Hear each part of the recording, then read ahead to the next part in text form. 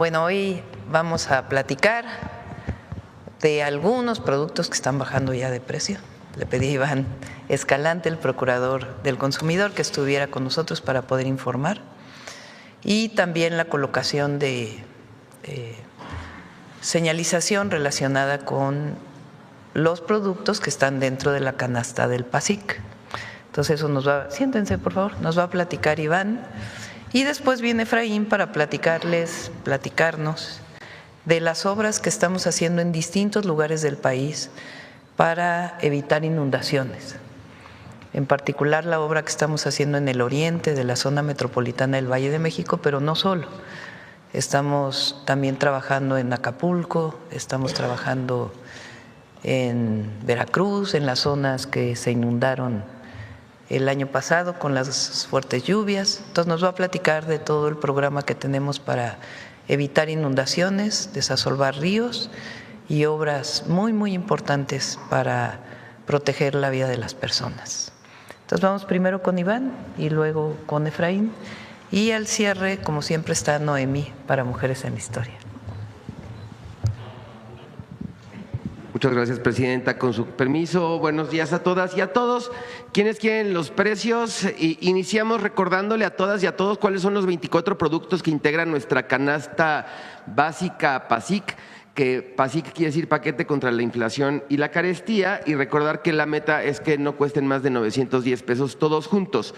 Una botella de prácticamente 1 litro de aceite vegetal, 1 kilogramo de arroz en grano, 2 latas de atún, 1 kilogramo de azúcar, 1 kilogramo de carne de res, 1 kilo de cebolla blanca, 1 kilo de chile jalapeño, puede ser también cuaresmeño o sí, estas dos variantes, 1 kilo de carne de cerdo, un paquete de 900 gramos de frijol negro, un paquete de 18 piezas de huevo, un jabón de tocador, 1 kilo de jitomate saladet, 5 litros de leche de vaca, 1 kilogramo de limón, kilo de manzana, 1 kilo de plátano, un paquete grande de 680 gramos de pan blanco de caja, 1 kilo de papa blanca, una bolsa de 4 piezas de papel higiénico, un paquete de pasta para sopa, 1 kilo de carne de pollo, una lata de sardina de 425 gramos, 4 kilogramos de tortilla de maíz y 1 kilogramo de zanahoria.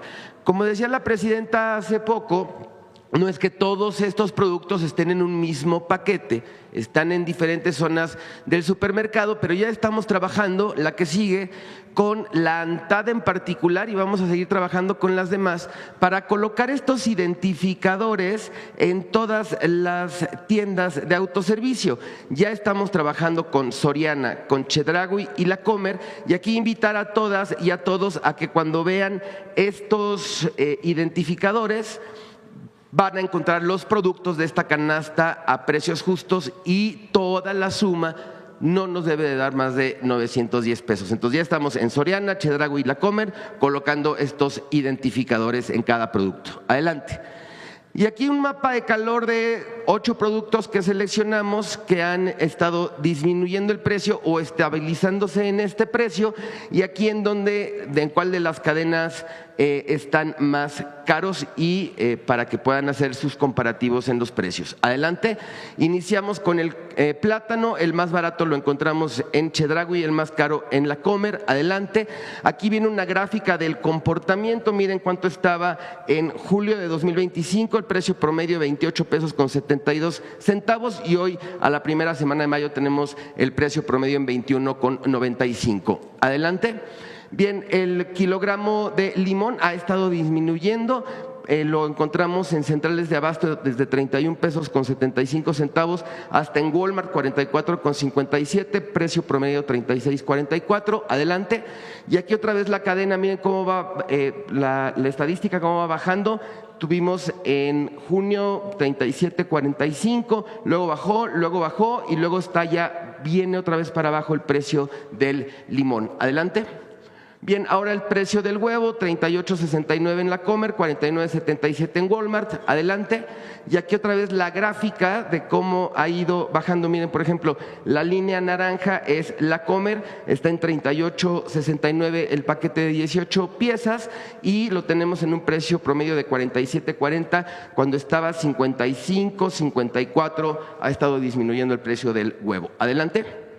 Kilogramo de carne de pollo, precio promedio 38.99, el más barato en Bodega Aurrera 35.83, el más caro en Chedraui 42.65, la que sigue, y para que vean que sigue disminuyendo el precio, lo traemos en 43 en junio del año pasado, 45 en octubre, 45 en enero y ahorita en 38.99 kilogramo de pollo entero. Adelante.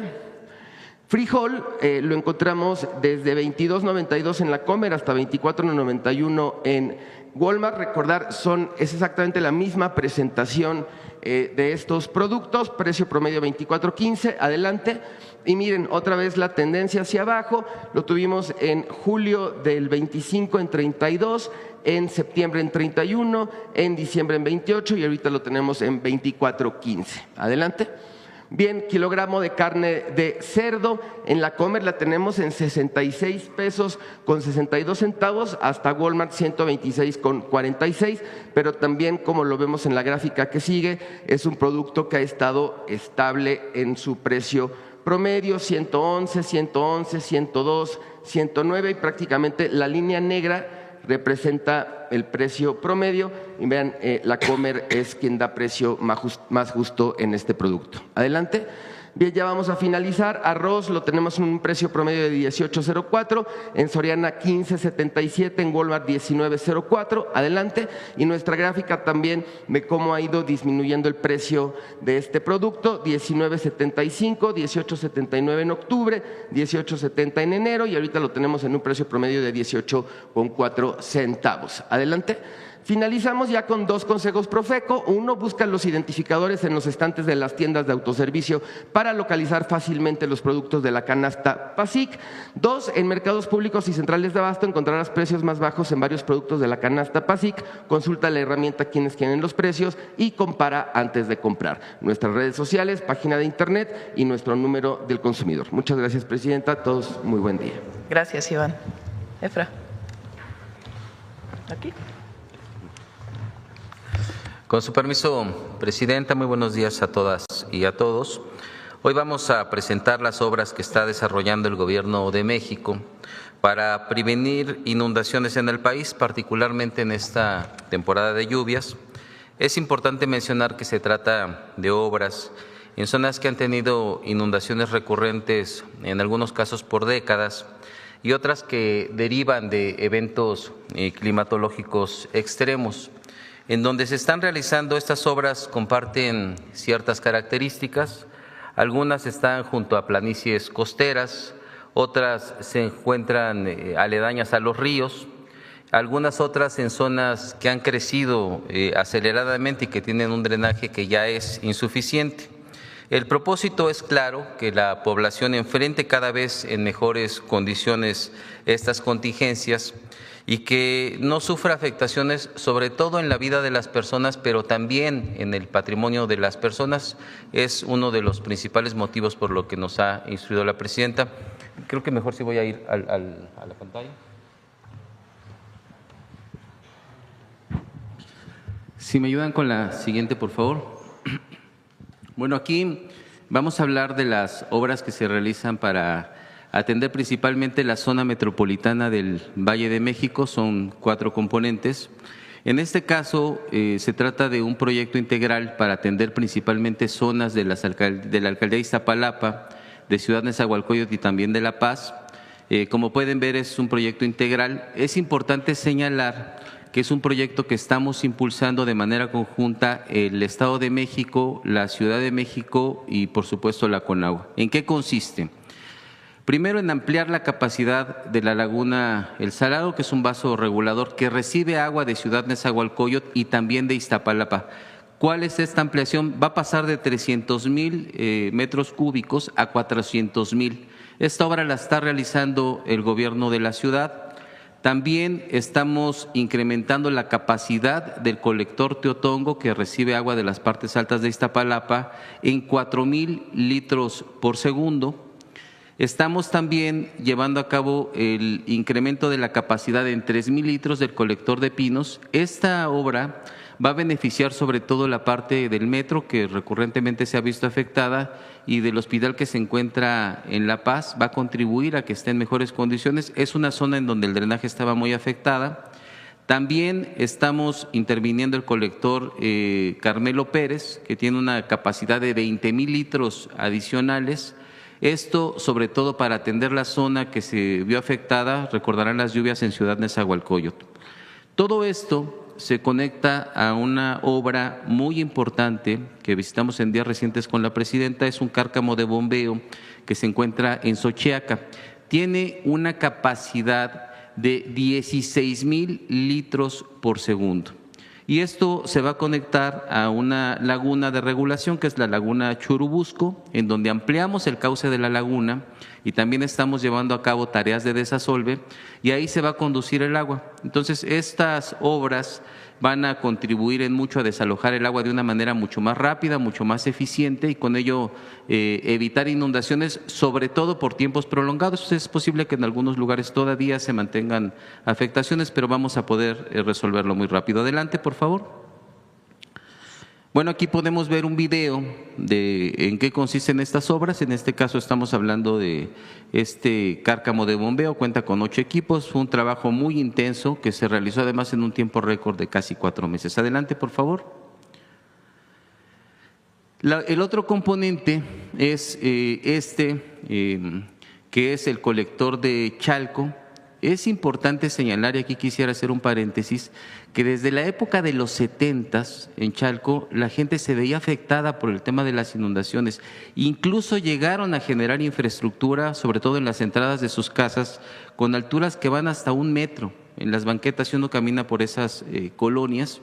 ¿Qué hicimos? El año pasado se llevó a cabo la construcción de 1.8 kilómetros en 2 tramos, uno a cielo abierto y otro por microtuneleo.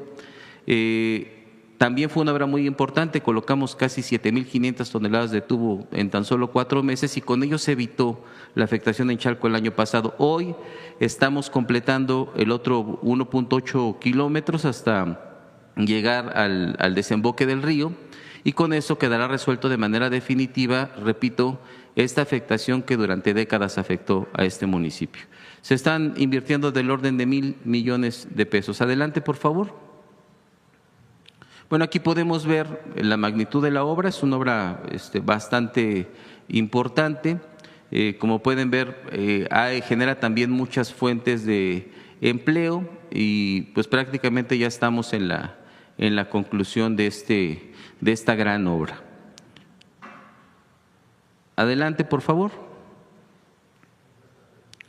Otro elemento muy importante es un trabajo preventivo que se lleva a cabo para desasolvar los ríos. Estamos desasolvando 19 ríos, es una longitud de 68.4 kilómetros y una inversión de 312 millones de pesos. ¿Por qué es importante esta intervención? Porque cuando nosotros quitamos el asolve, el lodo de los ríos, lo que damos es una mayor capacidad de conducción, y con ello desalojamos de una manera más eficiente el agua que se genera en la ciudad y el Estado de México. Adelante, por favor. En este caso podemos ver cuál es ya el estado en el que están quedando y un poco los trabajos que se están generando en todos estos cauces. Adelante, por favor. Bueno, y otro elemento muy importante es la optimización del sistema de drenaje de la zona metropolitana del Valle de México. En este caso se llevaron a cabo acciones sobre todo para dar mantenimiento a los equipos de bombeo que desalojan el agua de la ciudad y del Estado de México. Se invirtieron 300 millones, estamos hablando de más de 60 equipos que están vinculados a un protocolo con el Estado de México y la Ciudad de México, en donde se activan estos equipos para desalojar el agua de una manera más rápida. Se activan con puertas, cada quien tiene una tarea. Adelante, por favor. Aquí vemos obras de protección en el río Tula, Aquí se construyeron 3 kilómetros de bordos, el desasolve de 4 kilómetros del río. Vamos a iniciar este año con la reconstrucción de 2.5 kilómetros en la zona de Bojay. Esto va a ayudar a las poblaciones de San Lorenzo y San Marcos, San Francisco Bojay. Es una obra muy trascendente porque por esta zona, por este cauce, pasa una gran cantidad del agua que proviene de la ciudad, del Estado de México y también del propio Estado de Hidalgo. Entonces es primordial que estas poblaciones se encuentren protegidas ante cualquier contingencia. Adelante, por favor. En este caso, estamos en el estado de Guerrero, en el municipio de Acapulco. Recordarán que fue una zona que se vio muy afectada por dos fenómenos climatológicos que impactaron durante 2 años continuos.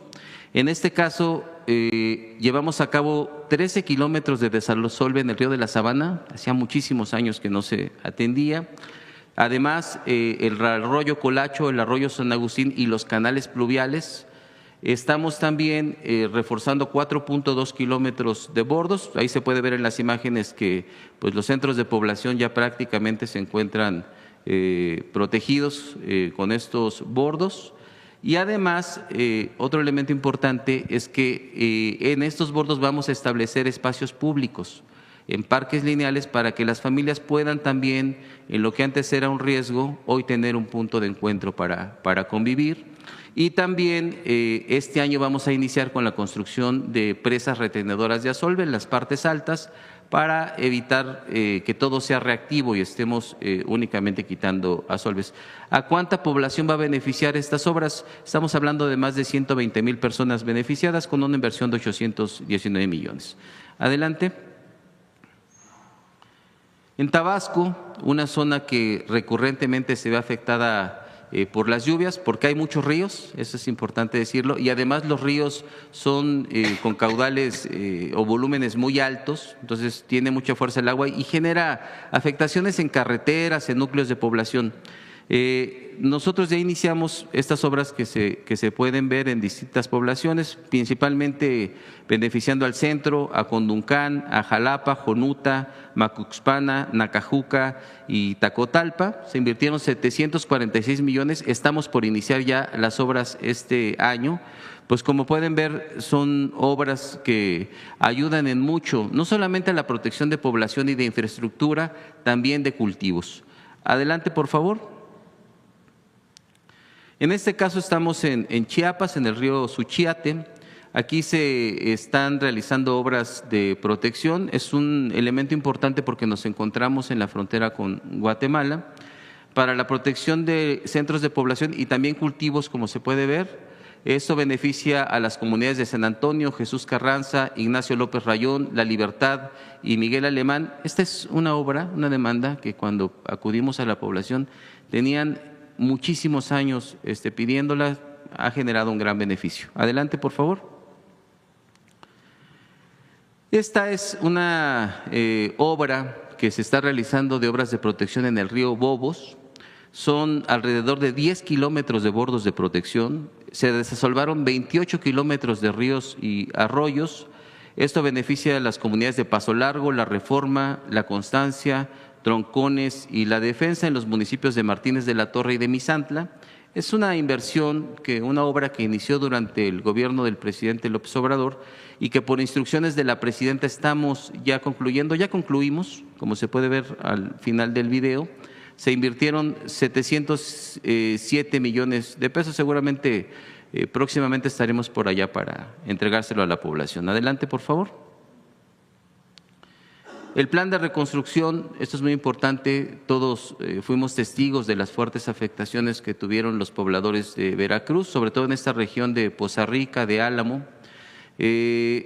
Estamos prácticamente realizando 3 acciones. La primera es reconstruir los bordos para atender la emergencia y que la gente corra un menor riesgo en esta temporada de lluvias. Estamos reconstruyendo bordos. Ahí se pueden ver las imágenes de cómo ya iniciamos.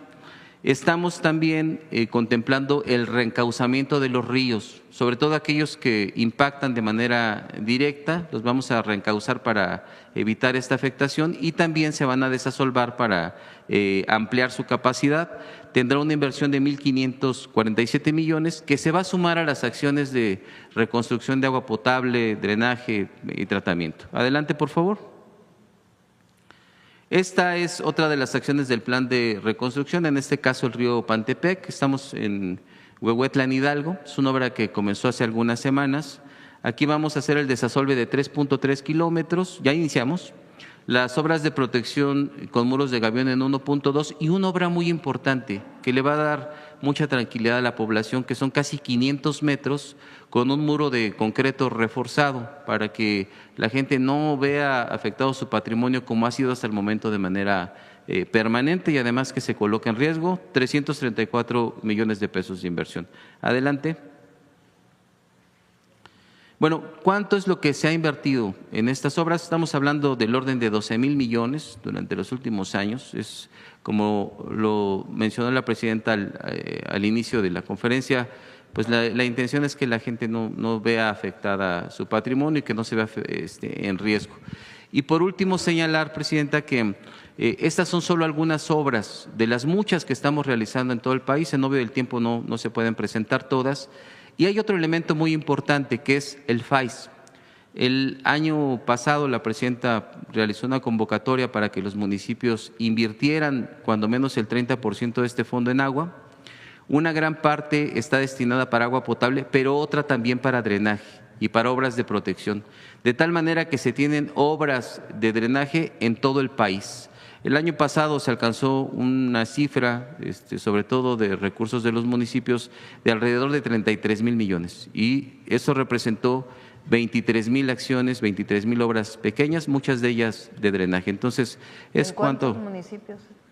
Estas obras están en 2,300 municipios de los 2,500. Es decir, estamos haciendo una obra de agua o de drenaje en prácticamente todos los municipios del país. Exactamente.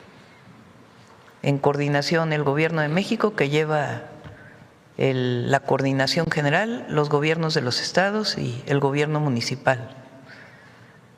2,300 obras, prácticamente una en cada municipio del país, de agua potable o de saneamiento y drenaje. Además de otros recursos y particularmente 12,000 millones de pesos destinados a proteger para evitar inundaciones. Pues como pueden ver, es un programa robusto y además integral que vamos a continuar año con año como lo ha instruido la presidenta. Es cuanto, muchas gracias. Jefa.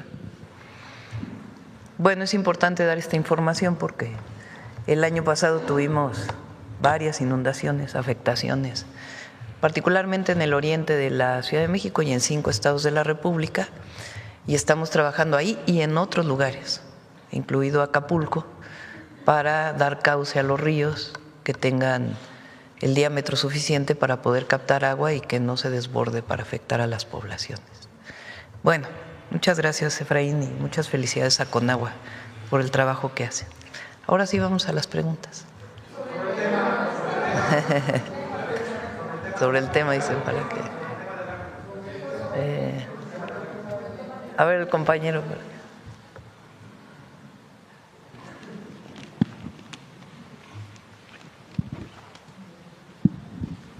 Muy buenos días, Presidenta. Ramón Flores, del Centinela Informa, funcionarios y funcionarias que la acompañan. Presidenta, en Guadalajara hay una fuerte molestia ciudadana por el agua contaminada que reciben varias colonias. En medio de esa crisis, Chema Martínez, el regidor de Morena, ha denunciado el problema y ha pedido que no se cobre el agua cuando llegue sucia y ha impulsado la entrega de agua limpia a familias afectadas. Desde su visión de gobierno, Presidenta, preguntarle, ¿este tipo de acciones de cercanía con la gente refleja lo que deben hacer los representantes populares ante una crisis de servicios básicos? ¿Y qué llamado haría a las autoridades locales para que atiendan de fondo este problema? Bueno, más allá de hablar de una persona o de un representante popular, mejor hablemos de lo que estamos haciendo en el río Santiago. Sí, esta parte es muy importante recordar que como parte del plan se están saneando 3 ríos, uno de ellos es el río Santiago. El año pasado lo que se realizó fue la construcción de plantas de tratamiento, sobre todo aledañas al lago de Chapala, en municipios como El Salto, en donde pues son una de las zonas más contaminadas. Estamos en este caso construyendo colectores marginales para poder captar estas descargas. Estamos construyendo también algunas plantas de tratamiento y está asociado a algún proyecto que ya había iniciado el gobierno del estado. Entonces lo estamos prácticamente completando con los municipios y eso nos va a permitir que se pueda sanear esa zona en una buena cantidad. Y otra parte muy importante son las tareas de verificación. Una gran parte de esta contaminación proviene de descargas industriales, algunas incluso municipales o domiciliarias. Y lo que nosotros hacemos es trabajar en planes integrales con los municipios para resolver de fondo y que no las acciones únicamente sean reactivas o de obras. Una gran parte tiene que ver con este trabajo en equipo y evitar pues este tipo de conductas para que no todo sea obra. Entonces estamos trabajando en ello. Y sobre el agua contaminada que están recibiendo los del municipio, ¿qué podría hacer con agua? Estamos a través del organismo de Cuenca, ahí está el director Gustavo Figueroa, realizando mediciones de calidad del agua de manera semanal. Tenemos un control estricto y estamos organizándonos con los municipios para determinar las causas y tomar acciones de manera inmediata. Entonces es un trabajo permanente. Muchas gracias. Presidenta. La atribución de la operación de los sistemas de agua en los municipios lo tienen principalmente los municipios. Hay entidades de la República donde se han hecho reformas en sus constituciones para que sea el Estado quien asuma la distribución de agua, la calidad del agua y también lo que tiene que ver con el drenaje y el saneamiento. En el caso de Guadalajara tienen ellos, el municipio, a cargo la operación de su sistema de aguas. Ellos tienen que hacer una parte importante de su trabajo. ¿Cómo ayudamos nosotros a la población de Jalisco? Hay una parte muy importante de esa agua que viene del Lerma Santiago. El Lerma viene desde el Estado de México. ¿Por qué se contamina el agua superficial? Pues a veces porque caen los drenajes de un municipio, porque nunca se hizo un drenaje aparte, o se hizo un drenaje que iba a un cuerpo de agua, o nunca se hizo la planta de tratamiento que pudiera mejorar la calidad. Hay una norma, que es la norma 001, que dicta, en caso de vertir aguas a un cuerpo de agua nacional, qué calidad debe tener esa agua. Muchas veces no se respeta porque a lo mejor los municipios no tienen suficientes recursos para hacer esa obra. ¿Por qué otra razón se puede contaminar? Como en el caso de Tlaxcala, es el Atoyac. Y también en el caso de Lerma, hay fábricas alrededor que no tienen plantas de tratamiento y sus escurrimientos, que en este caso pueden tener incluso productos químicos, no solamente otros problemas, y no hacen el tratamiento del agua y lo vierten. Entonces, ¿qué estamos haciendo nosotros? El saneamiento integral de 3 ríos. El Tula, una parte es lo que mencionó hoy Efraín, que es abrir el cauce del río Tula y todas las acciones de tratamiento que estamos haciendo ahí. 2, el Atoyac, que es uno de los ríos más contaminados, que pasa por Tlaxcala y por Puebla. Y 3, el Lerma Santiago. ¿Qué estamos haciendo? Digamos, asumir la coordinación general y ver, con base en un estudio, dónde tienen que hacerse otros drenajes, dónde se tienen que hacer plantas de tratamiento, dónde se pueden poner otro tipo de tecnologías biológicas para la desinfección.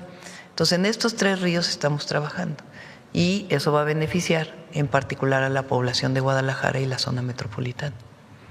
Muchas gracias, Presidenta. Presidenta, en otro tema, luego de los señalamientos de una corte en el sur de Manhattan contra el gobernador con licencia de Sinaloa, Rubén Rocha Moya, el linchamiento y los ataques contra él por parte de la derecha y sus medios ha sido constante, pero no han sido los únicos. Ha surgido un nuevo caso de este linchamiento que me parece importante conocer su opinión, Presidenta, porque ya están comenzando a hacerlo algunos que se dicen parte de la 4T. En el Congreso de San Luis Potosí, el líder de la bancada del Partido Verde, Héctor Serrano, está proponiendo que se hagan exámenes de control de confianza a los próximos candidatos a gobernadores, diputados y alcaldes desde una instancia estatal para el proceso electoral del 2027, con el argumento de que luego de lo ocurrido con el gobernador Rocha Moya se debe evitar que más perfiles ligados a la delincuencia escalen en la política. O sea, este diputado local ya juzgó al morenista Rocha Moya y lo declaró narcotraficante para poder argumentar pues su chicanada política.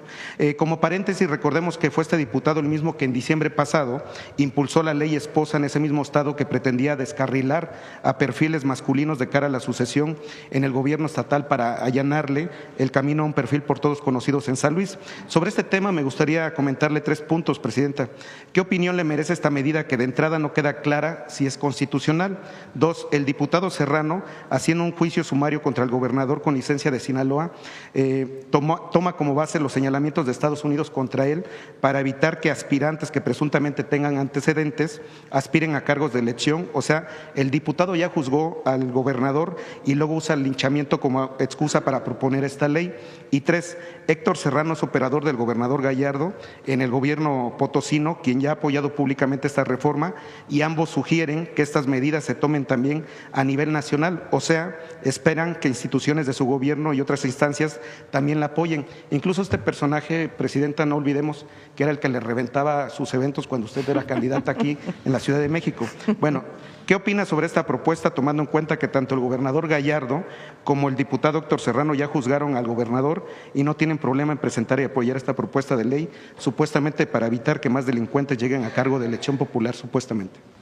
Bueno, son varios temas, ¿no? El primero, más allá de debatir con este diputado de San Luis Potosí, aprovecho para hacer una reflexión de lo que vienen todos los medios de comunicación, de lo que son los comentócratas y estos programas de televisión, Tercer Grado, por ejemplo, u otros programas, en donde hay un supuesto debate o hay debate sobre lo que ocurre en la vida nacional.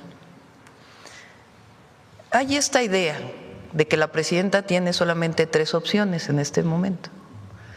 Una, entregar a los 10 que pidió el gobierno, bueno, más bien, no el gobierno, a estas 10 personas mexicanas, entre ellos el gobernador con licencia de Sinaloa, por la petición de un juzgado o de un, perdón, otra vez, que la presidenta solamente tiene 3 opciones. La primera, que extradite con sentido de urgencia o detenga y luego extradite con sentido de urgencia a 10 ciudadanos mexicanos que un juzgado, que una oficina del Departamento de Justicia de Estados Unidos en el sur de Nueva York ha pedido que se detengan.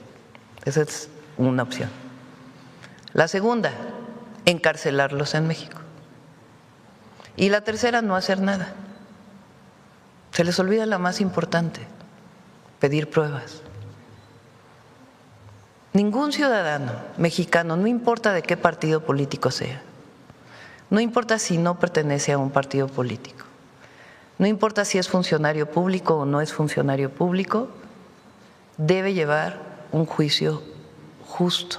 Y si es acusado, debe haber pruebas para acusarlo.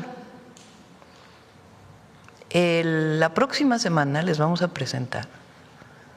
Hay 38 casos, a ver si me dan exactamente el número, lo dije hoy en el gabinete. Hay 38 casos donde Estados Unidos ha negado la petición al gobierno de México para detener con urgencia a una persona con fines de extradición. Estados Unidos ha negado. ¿Por qué? Por falta de pruebas. ¿Cuál es la visión de Estado? ¿Cuál es la visión de largo plazo? Más allá de la coyuntura política que debe seguir la presidenta y su gobierno. y la Fiscalía General de la República y el Poder Judicial. La ley, la Constitución y una visión de defensa de la soberanía. Esa es la visión de Estado. ¿Qué estamos pidiendo nosotros? Oye, ¿tienes pruebas contra el gobernador con licencia? Preséntalas para que la Fiscalía pueda hacer su investigación. No es una decisión política, como lo han querido hacer ver. No es la decisión política de que la presidenta decida entre esas tres opciones. No, es la decisión responsable de la presidenta de México, primero de defender la soberanía nacional y segundo, de que frente a cualquier acusación le pida, sea a la Secretaría de Relaciones Exteriores o a la Fiscalía General de la República, pruebas para una posible detención de una persona. Esa es la posición que tenemos y no la vamos a cambiar. Si hay pruebas suficientes en el marco de nuestro sistema penal acusatorio, de la Constitución, entonces se procede. Si no hay pruebas, no se procede. ¿Qué es eso? La ley.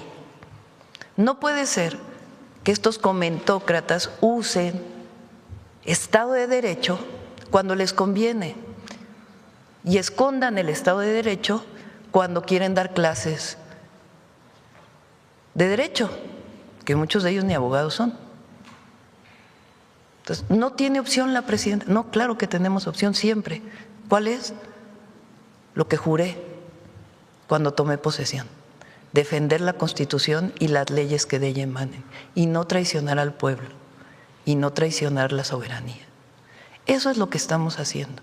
Y eso es lo que deberían hacer todos los mexicanos y mexicanas, los comentócratas y los no comentócratas. Esa es la visión de Estado. No es la visión coyuntural de ¿cómo le hago para salir de estas? No, son los principios. Es la base constitucional que nos dio el pueblo de México para gobernar a lo largo de su historia y la transformación que estamos viviendo. Y la defensa de la soberanía. Porque solo pongamos al revés, que México hubiera pedido la detención urgente de un gobernador en funciones en Estados Unidos con fines de extradición. Pues somos iguales, ¿no? Entonces, nosotros no queremos ni debemos vulnerar la relación con Estados Unidos, pero tenemos que defender siempre la soberanía, y la soberanía, de acuerdo con el 39 constitucional, reside en el pueblo, siempre cerca del pueblo. Ayer hablé con el presidente de Corea, de la República de Corea, y nos conocimos hace como un año en Canadá, en Kananaskis, en la reunión del G7. Y él me preguntó entonces, oiga, ¿por qué usted acababa de ganar la elección? Él, después de una crisis de varios presidentes de Corea. ¿Por qué es tan popular su partido en México? Entonces le dije, es que nosotros tenemos un principio: nunca alejarnos del pueblo. Y ayer me dijo, oiga, ¿sabe qué? Tengo una muy alta popularidad en Corea, en la República de Corea. Y seguí su consejo: nunca alejarnos del pueblo. Eso es lo que hacemos todos los días. Y eso es el marco del Estado de Derecho y el marco de la defensa de la soberanía y de la dignidad del pueblo de México. Ahora, algún día, si quieren, platicamos de esta persona, pero ya será en otra ocasión. ¿Qué son los casos ahí en Estados Unidos? ¿Perdón? Los 38 casos. Los van a presentar aquí. Le voy a pedir 36 casos. Le voy a pedir ya le pedí al secretario de Relaciones Exteriores y a la consejera jurídica que platiquen todos los casos que ha habido en los últimos años. También en otros países, por ejemplo, China. No, esto es Estados Unidos. Esto nada más estamos hablando de la relación con Estados Unidos. Bueno, se puede ver en otros casos también. Presidenta, ya por último, si me permite hacerle otra pregunta al director de Conagua, saber qué proyectos hidráulicos tiene para el estado de Veracruz únicamente, por favor.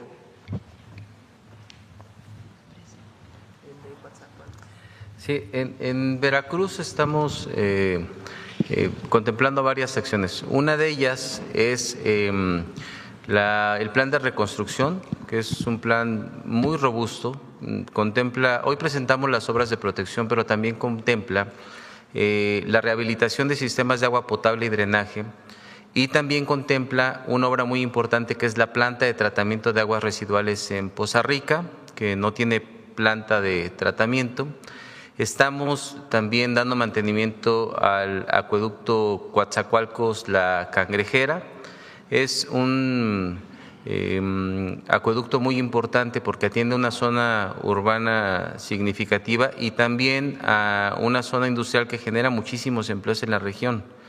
Y estamos construyendo el acueducto de Coatzacoalcos, que va a duplicar prácticamente el abasto para la ciudad de Coatzacoalcos. Vamos muy avanzados en esta obra, también seguramente tendremos oportunidad de presentarla un poco más adelante, y estas obras que estamos construyendo de manera conjunta, de acuerdo a planes municipales, con el gobierno del estado, con recursos del gobierno del estado, de los municipios y de la propia federación, a la que nos referíamos hace un rato, que nos va a llevar a realizar obras en todos los municipios de Veracruz. Y además es un plan que va a continuar durante los siguientes años, como lo ha instruido la presidenta. Gracias. Por cierto, nada más para terminar la otra reflexión, si fuera un gobernador en funciones de otro partido político del que no provenimos, haríamos exactamente lo mismo. Lo mismo. Bueno, vamos a ver aquí.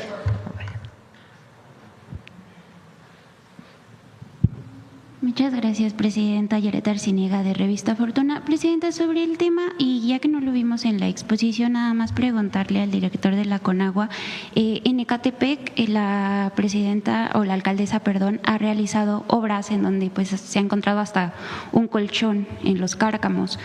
¿Podrían contarnos un poco cómo se ha recuperado la infraestructura pluvial en este municipio, pues qué tanto ha sufrido por las inundaciones? También de agua potable. Sí, miren, Ecatepec es un municipio que se encuentra incluido en otro programa estratégico que instruyó nuestra presidenta, que es la atención de la zona oriente. En Ecatepec se realizó una primera acción que es muy importante para los pobladores, que es la rehabilitación de 24 pozos que se encontraban fuera de operación. Estos 24 pozos los echamos a volar, o algunos están relocalizando, otros ya se encuentran en operación y además están acompañados de infraestructura adicional, que es reparar las redes de conducción, sectorizar, de tal manera que se garantice que el agua potable llegue desde el pozo hasta los domicilios. Otro elemento muy importante es el que tiene que ver con la rehabilitación de infraestructura, sobre todo cárcamos de bombeo que estaban afectados en distintas zonas del municipio. Entre las zonas más afectadas, por ejemplo, está la quinta zona en agua potable. Tenemos la zona de las Américas, que es una zona que sufre de inundaciones constantemente, principalmente porque la infraestructura no se encontraba en buenas condiciones.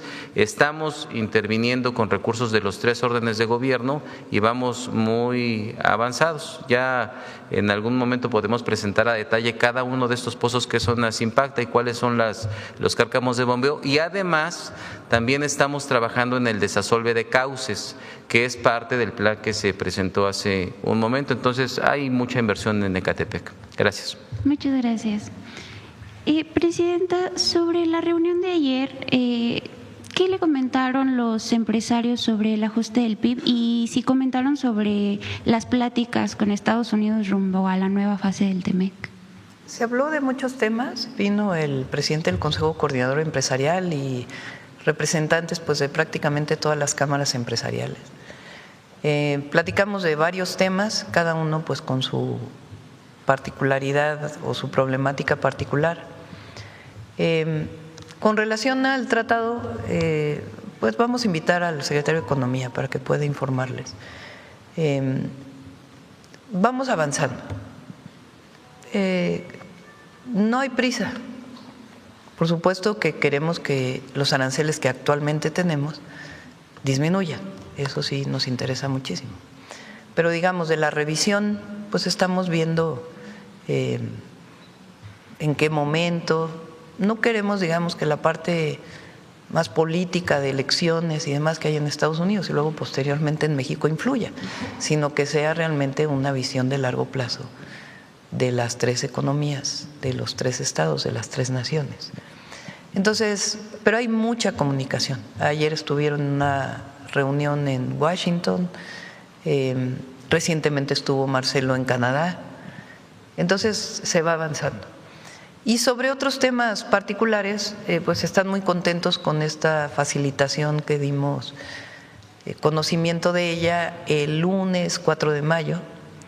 Es ventanillas únicas para inversión que van a tener su autorización en máximo 60 días, con ciertos sectores que se excluyen. Por ejemplo, minería, pues tiene que tener un análisis de impacto ambiental mucho más profundo y no entra en esta categoría, pero la mayoría de las inversiones de manufactura entran en esta categoría y hay una mesa de trabajo permanente de todas las secretarías para poder acelerar las inversiones y algunos otros temas, pero fue una reunión muy cordial y coincidimos en que el segundo semestre de este año pues va a ser mejor que el primer semestre. ¿Se habló sobre la parte de la Unión Europea? Sí, hablamos de ello. Viene pues ya la próxima semana, es ya la próxima semana, el viernes creo, ¿no? El 21. 21 viene ya la representación de la Unión Europea para avanzar en la firma y este acuerdo integral que estamos llegando con la Unión Europea, que hay que decirlo, no pone en riesgo el tratado comercial con Estados Unidos en ninguna de sus facetas y abre muchas posibilidades para la exportación de México. Gracias, presidenta. En un mismo tema económico, tras el ajuste de Hacienda al crecimiento y el cambio de perspectiva de la calificadora Standard & Poor's, el consenso es que México muestra una resiliencia bajo presión. Dado que antes las calificadoras castigaban la petrolización y el desorden fiscal, preguntarle cómo es que este nuevo modelo económico está logrando sostener esta resiliencia frente a la volatilidad de Estados Unidos y los conflictos globales, presidenta.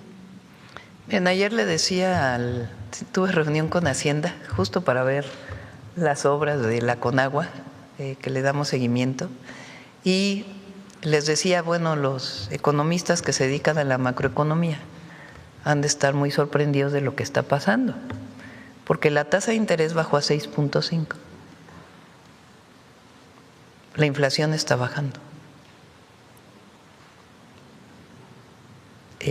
Cuando estaba en 11% había cierta inversión.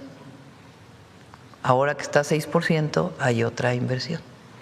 Es decir, esta visión a la que estaban acostumbrados a evaluar, pues en la situación actual del mundo es muy difícil valorarla. Ayer hablando con el presidente de Corea, fíjense la importancia de la decisión que tomó el presidente López Obrador, que tanto lo criticaron de la refinería Olmeca. Hoy hay países, olvídense que está muy caro el petróleo, que tienen desabasto, como Corea. Nosotros diseñamos un programa de producir el petróleo que consumimos y si hay un poco más, pues que se exporte, pero es la soberanía energética. Entonces, producir el petróleo, transformarlo y utilizarlo en nuestro país. Nosotros no tenemos problemas de desabasto, incluso por la relación comercial que hay con Estados Unidos. En otros países están viviendo desabasto. Asia está en una situación muy difícil, porque al cerrarse el estrecho de Hormuz en Irán, pues entonces no está llegando el petróleo que debería estar llegando a los distintos países. Petróleo, fertilizantes, gas. Entonces, nosotros, dentro de esta circunstancia internacional, donde otros países viven desabasto, imagínense, de combustibles, nosotros, pues en esa circunstancia, estamos desarrollando una economía fuerte. ¿Que debería haber más inversiones del sector privado? Pues sí, y ya están llegando, y por eso estamos facilitando también. Más inversión pública, sí, ya se va a notar mucho más en el segundo semestre, por esta ley que aprobamos, el reglamento que fue emitido hace algunos días. Entonces ya tenemos toda la base jurídica para seguir avanzando en las inversiones mixtas que planteamos. Y todo eso se va a notar mucho en el segundo semestre. Entonces, vamos bien. Yo estoy pues, trabajando todos los días, evidentemente, pero confiada en que la economía de México está bien. Vean, el peso está hoy 17.16 o algo así. 17.22, bueno, con una tasa del 6.5%. Muchas gracias, presidenta. Y esta calificadora que hace una perspectiva negativa, pues le vamos a dar la vuelta para que se dé cuenta de que se equivocó. Muchas gracias, presidente. En este mismo sentido, algunos analistas afirman respecto a las presiones inflacionarias que padece la economía que el incremento y la recuperación del salario mínimo se transformó en lo que llaman un happy problem, un problema feliz porque ahora la población tiene mayor poder adquisitivo y les permite mantener el consumo a pesar del incremento en precios que, pues más allá de la gasolina, viene del exterior. Presidenta, preguntarle, ¿no será que cambió ya el rostro de la economía y que comenzamos a ver la transformación de una economía que contenía las presiones a costa de, pues, de los trabajadores a una economía pues que ahora tiene el desafío de ser más competitiva para bajar los precios? De hecho, el salario real ha crecido 154% desde 2018, presidente. El incremento que tuvimos de los precios en ciertos productos no tiene nada que ver con el aumento al salario mínimo, nada. El caso del jitomate, ¿por qué el jitomate está caro? Número uno, porque Estados Unidos, el jitomate que se consume en Estados Unidos viene de dos fuentes principales: de Florida, de un estado de los Estados Unidos, de la producción de tomateros de Florida, y de México. Resulta que hubo una helada a fin de año y afectó la producción del tomate en Florida o del jitomate en Florida. Entonces aumentó el precio en Estados Unidos, a pesar de que tiene un 17% que nos pusieron el año pasado el jitomate. Se está exportando muchísimo jitomate a los Estados Unidos. Y ese precio alto en los Estados Unidos está impactando en México. Por lo mismo, y además una plaga que tuvo el jitomate en Sinaloa en su siembra, no hay suficiente jitomate en el país. Ahora está trabajando la nueva secretaria de SADER para garantizar que se siembre este año para que haya suficiente jitomate el próximo año, o que se garanticen las condiciones para que haya suficiente. Entonces, es una condición particular de un producto. El caso de limón también tiene una condición similar. Entonces, no tiene nada que ver con el aumento a los salarios mínimos. ¿Qué permitieron o qué permite el aumento en los salarios mínimos? La distribución de la riqueza. Entonces, la ganancia de una empresa pues se divide entre los costos de producción, la ganancia y lo que ganan los trabajadores. Si los trabajadores tienen mejores salarios, pues se llevan gran parte de la riqueza que produjeron. Entonces permite un mejor nivel de vida. Ahora imagínense pensar que como la gente gana más y consume más, eso está provocando inflación. Pues no, lo que queremos es un buen nivel de vida. Más bien, queremos bienestar, esa es la palabra. Bienestar para todas las familias mexicanas. Muchas gracias, presidenta. Gracias. Que tenga buen día. Igual. Sobre el tema ahí, a ver atrás. Sí. Buenos días, presidenta. Soy Yesenia Peralta y buenos días los personajes que están aquí de visita hoy. Comisionado y presidenta, me gustaría mucho comentarle al comisionado de Conagua que en este año, el día de ayer estuvimos en una conferencia de prensa con la jefa de gobierno, Clara Brugada, e informaban que este va a ser un año de muchas lluvias por el crecimiento del efecto Niño. Entonces, yo vengo del sur y por décadas hemos sido afectados con las inundaciones. Durante el gobierno del presidente Andrés Manuel López Obrador, afortunadamente el desasolve de las presas fue un gran acierto que se tuvo, y a partir de ese momento las grandes inundaciones que nos habían afectado se detuvo. Pero en este año que se prevé ese tipo de lluvias que viene para este año, ¿cómo se sigue observando el desasolve de estas hidroeléctricas, comisionado o presidenta? ¿Qué es Tabasco? Tabasco y el Sí. sureste, Chiapas y todo eso. Sí, nosotros tenemos un programa permanente para la atención de la infraestructura prioritaria, que no se hace únicamente porque venga un fenómeno meteorológico, como en esta ocasión se prevé. Este mantenimiento de la infraestructura, digamos que es ordinario, contempla el desasolve de las presas. Tenemos un monitoreo permanente, sobre todo de las más importantes, que son 200.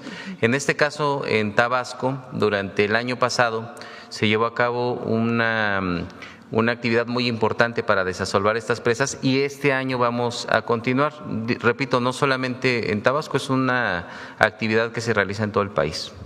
Comisionado, si me permite, aparte de eso, quiero comentar que sí, efectivamente se está llevando a cabo el gobierno del estado de Tabasco a través de Javier May. Efectivamente se está haciendo el desasolve de los ríos, que eso ha permitido la continuidad de primera estrategia, que fue el desasolve de las presas y que por años fuimos afectados.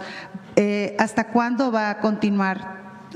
Porque usted mencionó ahorita en la presentación algunos municipios, pero ¿va a ser permanente el desasolve o solo en ciertas etapas? A ver, son dos cosas importantes de mencionar. Una es que todas las actividades que realizamos en la Conagua las realizamos en coordinación con los gobiernos de los estados, en todos los estados.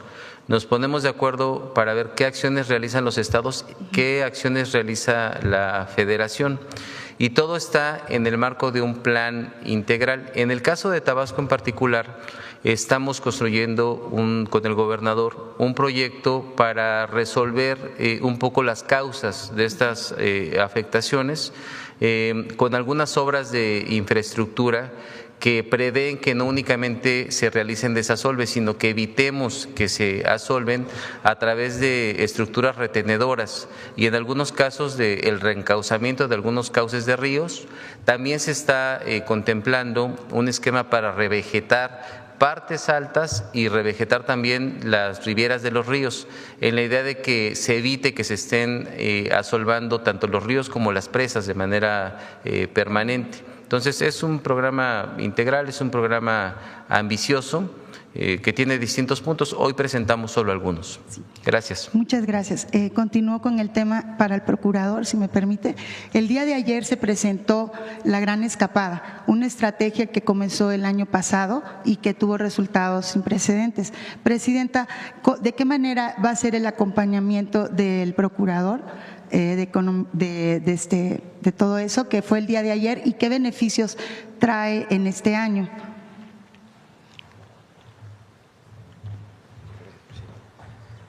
Sí, estuvimos presentes, la institución estuvo presente en el anuncio de este programa, que es como Canaco y la Secretaría de Turismo le llaman el Buen Fin del Turismo, que son estos días en donde hay varios descuentos. Entonces, en paquetes y en agencias de viajes tanto virtuales como físicas. Entonces, lo que nosotros hacemos es un operativo especial de seguimiento, de monitoreo y de verificación a todas las promociones y a que se suben a internet, y fortalecemos también la presencia de compañeras y compañeros en el número del consumidor, en el teléfono del consumidor, y hacemos esta invitación aprovechando la pregunta para que quienes vayan a participar sepan que están protegidos sus derechos y que cualquier problema que tengan, además del monitoreo y todas las gestiones que hacemos a nivel interno, nos puedan llamar al teléfono del consumidor 5556888722 o nos pueden escribir un correo a asesoría@profeco.gov.mx. Muchas gracias, procurador. Presidenta, mi última pregunta y es en relación a petróleo y energía.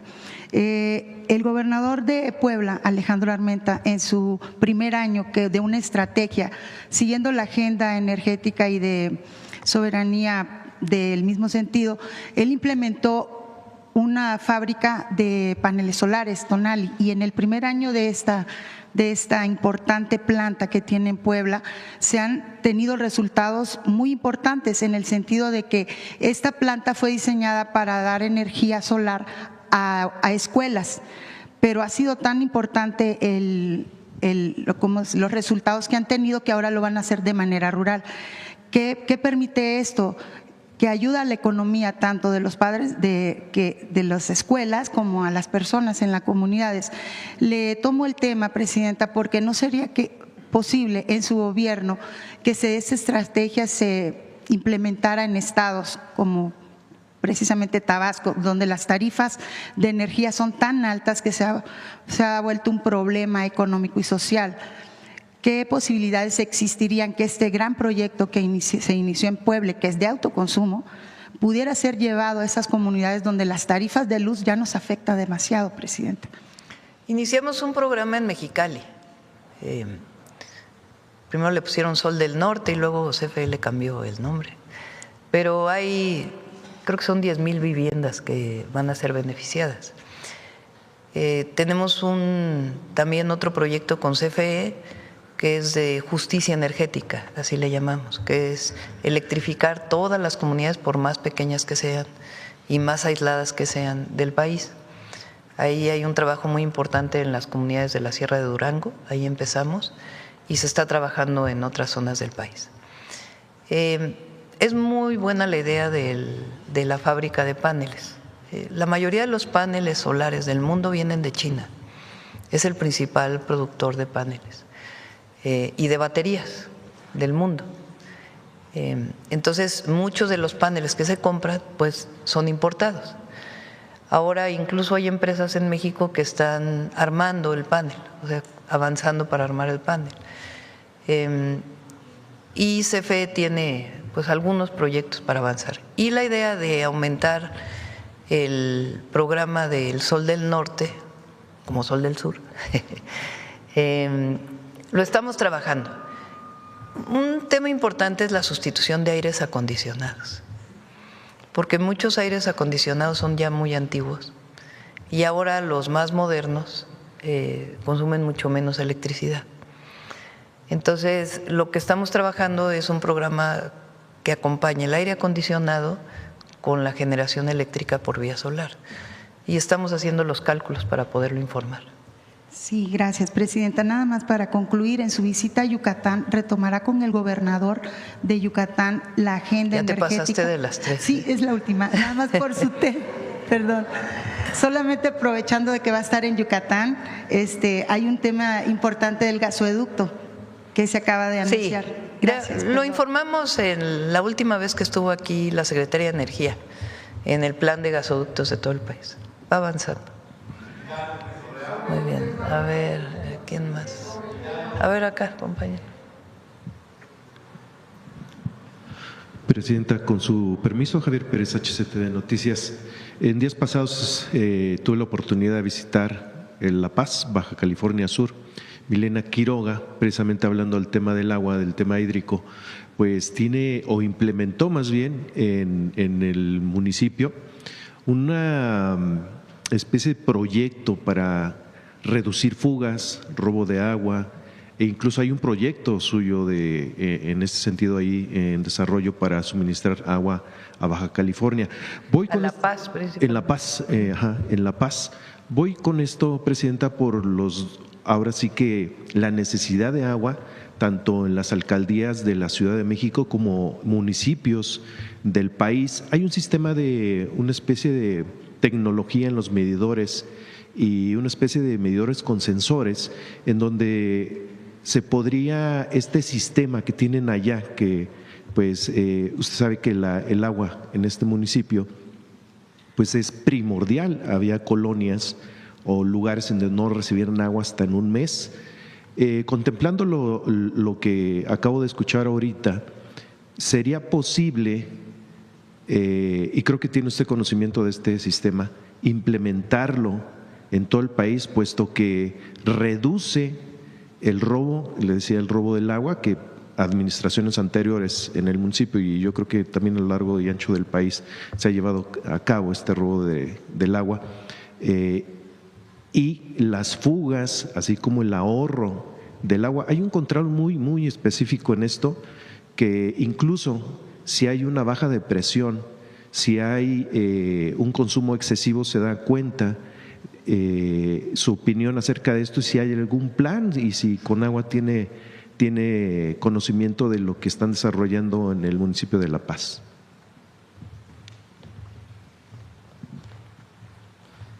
Gracias. Sí, efectivamente es un modelo muy completo que conocemos. Ahí lo que realizó la presidenta Milena fue un programa que consiste en la construcción de tanques elevados para generar presiones, y se está llevando a cabo también un proyecto de sectorización en la ciudad. Decir que está vinculado a un proyecto que instruyó la presidenta, que es la construcción de la presa El Novillo, que también va a completar ese sistema de tanques elevados y también de sectorización para que la ciudad quede sectorizada por completo, además de que tienen un centro de visualización. Es un modelo que se explora. Solamente recordar que la operación de los sistemas de agua potable y drenaje corresponden a los municipios. Dentro del plan que nosotros estamos llevando a cabo a través del FAIS, estamos tomando en cuenta esas experiencias y algunas otras que se tienen en el país para mejorar la eficiencia de los sistemas a nivel físico, y también están aparejados con el tema de ordenar el sistema de concesiones para que se priorice el derecho humano al agua por encima de cualquier otro uso, y también la producción de alimentos. Entonces es un programa que está, digamos, completo, que estamos tomando en cuenta como parte de este proyecto estratégico que ha instruido la presidenta. Gracias.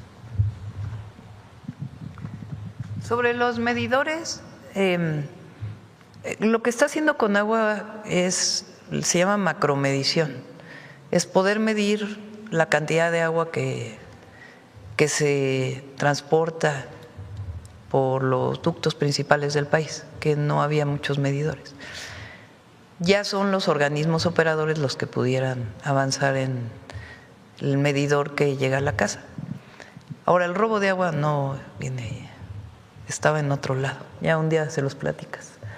Además de lo que hemos planteado de aquel exgobernador que puso un dique en su finca para robarse el agua de Chihuahua. La verdad, así fue. Y hay otros más. Ya platicamos aquí de cómo esta transferencia, o sea, ¿cómo estaba antes la ley? La ley permitía que si tú tenías una concesión de Conagua, la pudieras transferir a otro tercero y no necesariamente avisarle a Conagua, y la vendías. En muchos casos, el agua para riego, que no se cobra porque es para producir alimentos, se la pasaban a un desarrollo inmobiliario y se mantenía sin pagar el agua porque nunca le avisaron a Conagua que había habido una transferencia de los derechos de agua. O pasaba que empresas, algunas de ellas se mencionaron, transferían a otras empresas que iban creando. Entonces creaban una empresa y luego creaban otra empresa fantasma y otra empresa para transferirse los derechos y decir, no, yo ya no uso agua, que es la que tenía la concesión. Todo eso lo está poniendo en orden Efraín. O casos como un presidente municipal que tapó el ducto y puso sus propias pipas de agua para venderlas a la población, imagínense.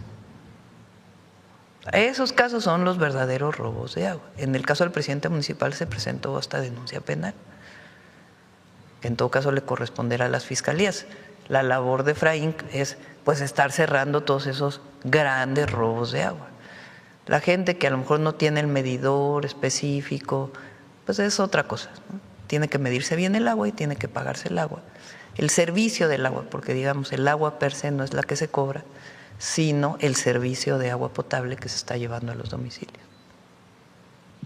Así es, presidenta, y nada más para cerrar con este tema, precisamente en La Paz, ahora sí que pues los gobernantes anteriores tenían su propio negocio, perforaban precisamente la tubería del sistema de agua y tenía alrededor de 1,000 pipas, cada una con el llenado de 10,000 litros que es, y la vendían, o sea, le robaban el agua al municipio, lo que usted está diciendo, y se lo vendían incluso a los repartidores de las pipas, a los concesionarios de las pipas, para venderlos o revenderlos a la ciudadanía. Eso, pues eso está trabajando Efraín muy bien con todo el equipo, ubicando estos lugares, cerrándolos, permitiendo que el agua llegue directo en muchos lugares del país y en todo caso poniendo la denuncia penal. Presidente, en el ámbito internacional México se coloca como una potencia económica y en desarrollo en varias áreas. Ayer llamó la atención la declaración del secretario Marcelo Ebrard, donde abre la puerta a una negociación económica con la Unión Europea. Preguntarle, presidenta, ¿quiénes de los productores o qué sector de los productores serían los directamente beneficiados al inicio si es que se abren las puertas a la venta de productos mexicanos, agrícolas sobre todo, al viejo continente? Por ejemplo, el cacao, ahora sí para los productores de Tabasco, y el cacao característico de esa zona, y la manera en que lo procesan, lo secan, tiene una oportunidad en Europa enorme. Por decir algún caso, café, el café de Chiapas tiene una oportunidad enorme de exportación, por decir solo 2 productos, pero hay muchos otros, de pequeños productores y de grandes productores. Y para cerrar, presidenta, esto sería pues marcar una línea entre el comercio, independientemente del comercio que hay entre México, Estados Unidos y Canadá, e incluso independizarse, vamos a decirlo de alguna forma, de estar amarrados con Estados Unidos. Eso. No. O sea, el Tratado de Libre Comercio con Europa se firmó en el año 2000. O sea, ya existía. Lo que estamos haciendo es actualizarlo. No es en vez de el tratado con Estados Unidos.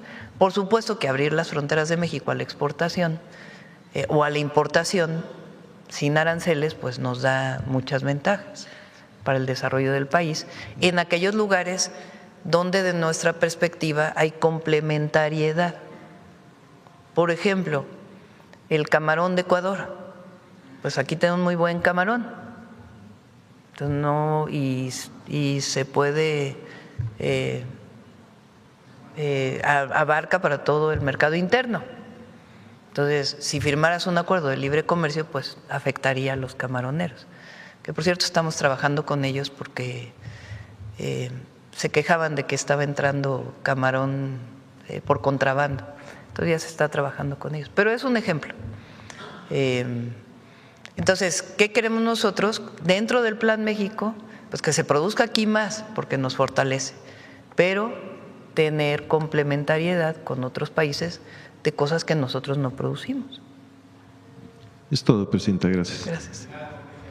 Bueno, vamos a ver acá. Ya vamos a cerrar para que sean Mujeres en la Historia.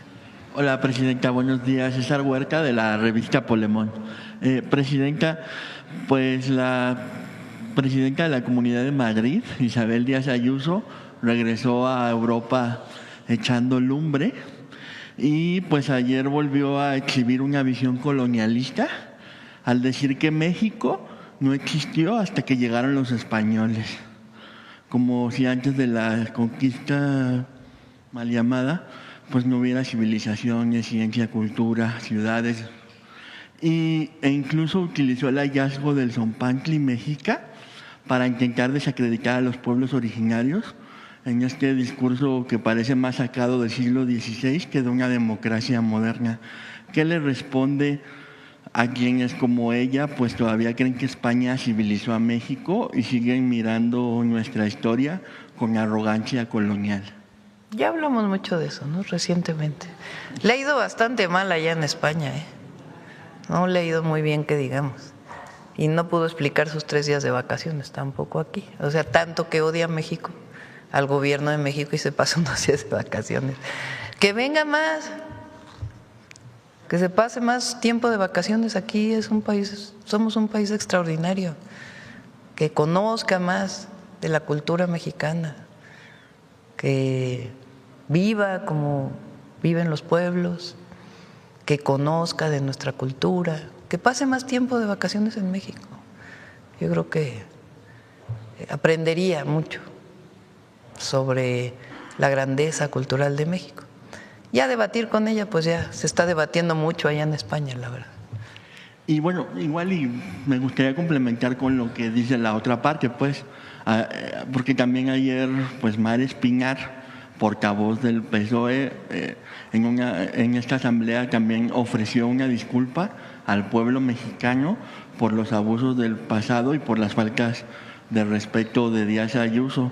Incluso la diputada Manuela Bergerot de Más Madrid pues había dicho que la elogió a usted diciendo que ya quisiera pues esta Ayuso tener un cuarto de su currículum.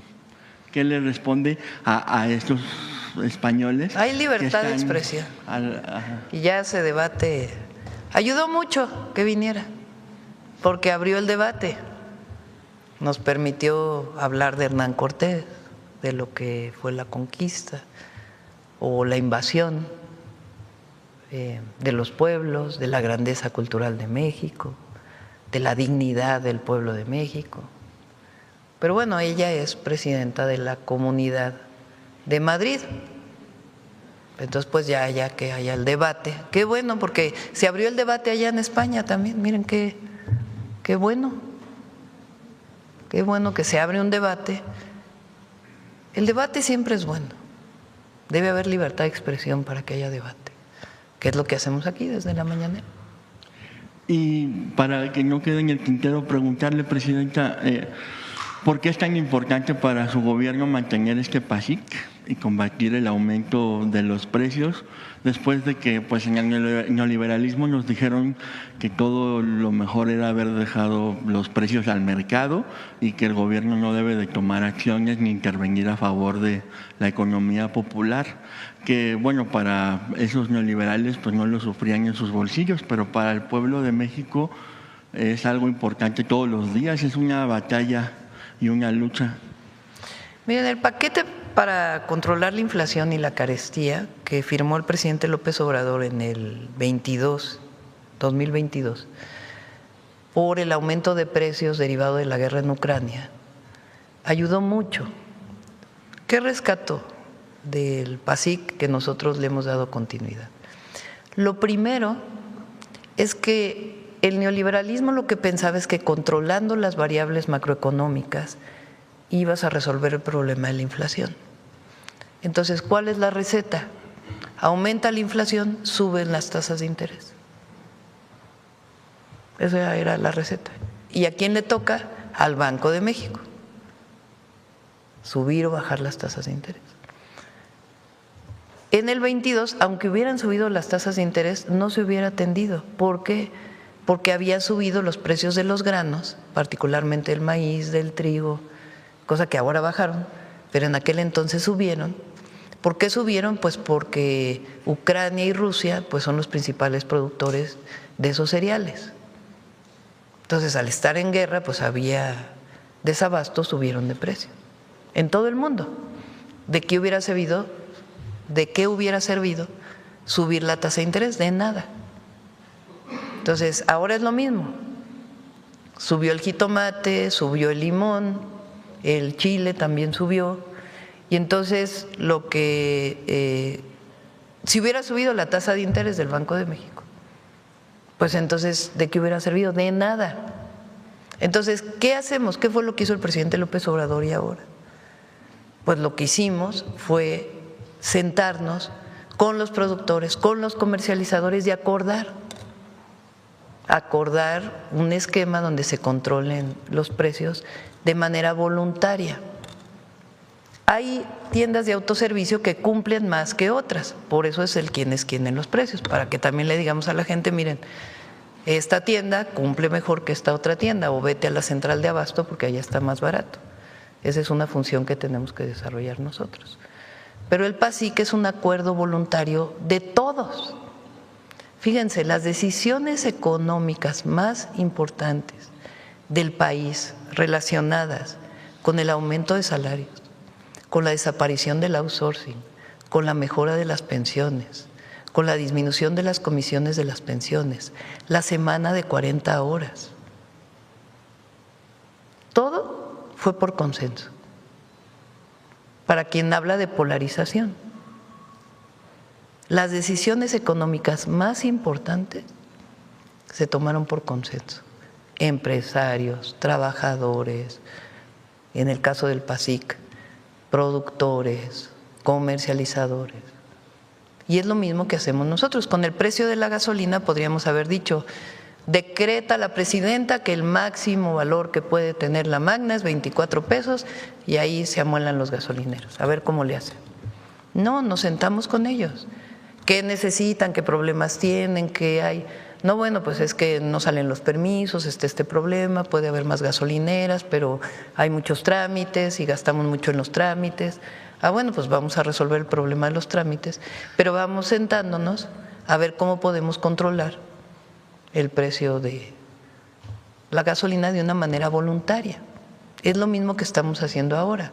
Ayer hubo reunión de los gasolineros con Hacienda porque algunos no están pues cumpliendo con lo que acordaron voluntariamente.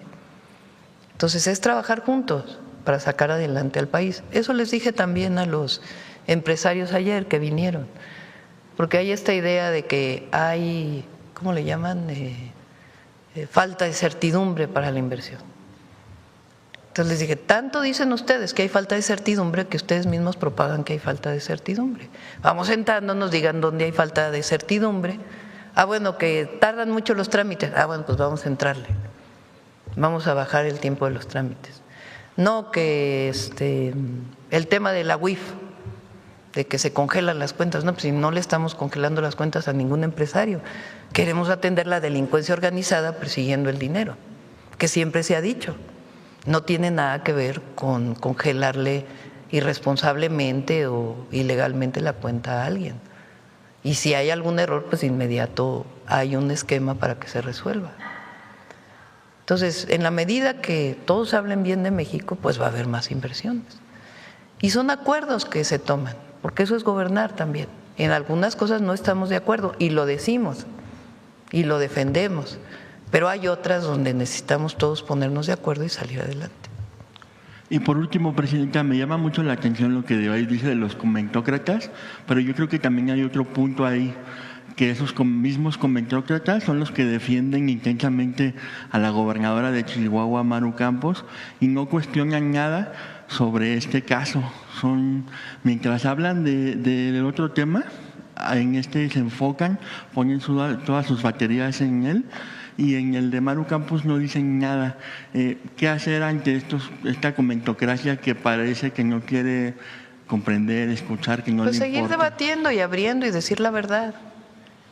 Por eso les digo, imagínense si no existiera la mañanera, que diario estamos informando. ¿Cómo se entera? Olvídense ya del debate. ¿Cómo damos a conocer toda la obra que hace Conagua? para que se entere todo el pueblo de México de las obras que está haciendo Conagua para evitar inundaciones. Pues si no tuviéramos la mañanera es muy difícil, una conferencia de prensa un día, luego otro día. No, mejor así estamos informando constantemente lo que hacemos. Y además nos permite una comunicación directa. Los medios tradicionales o alternativos son medios. Las redes sociales lo que nos permiten, al estar en vivo o dejar grabado lo que decimos, pues es que la gente, si tiene interés, se entere directamente por la presidenta y el gabinete lo que estamos haciendo. Y frente a debates como el que se presentó en el caso de Sinaloa o Chihuahua, pues decir cuál es nuestra verdad y por qué pensamos que lo esencial es cumplir con la ley. Muchas gracias, presidenta. Gracias. Bueno, a ver, Páramo allá atrás. ¿Perdón? Todavía no decido cuándo. Ellos van a abrir su proceso electoral, entonces no quiero ya ir muy tarde porque sería ya entrar al proceso electoral de Brasil y no es correcto. Estuvieron aquí varios de Petrobras para el acuerdo que vamos a tomar con ellos, conjunto entre Petrobras y Pemex. Han estado trabajando en México, vino un equipo muy grande de Petrobras. Y digamos, estamos llegando a este acuerdo, Pemex-Petrobras. Pero tenemos varias visitas de secretarios de Estados Unidos a México en mayo, ya después los vamos a ir informando poco a poco. Entonces, queremos atender ese tema que consideremos que es fundamental. Y en todo caso, después, ya si nos da tiempo, sin entrar al proceso, ir a Brasil. Pero el acuerdo con el presidente Lula y entre las dos empresas petroleras sí se va a dar. Gracias, presidenta. Serían un par de preguntas, si me permite, para el director de la Conagua. Sí, cómo no. Primera, Efraín, no sé si nos puedas comentar.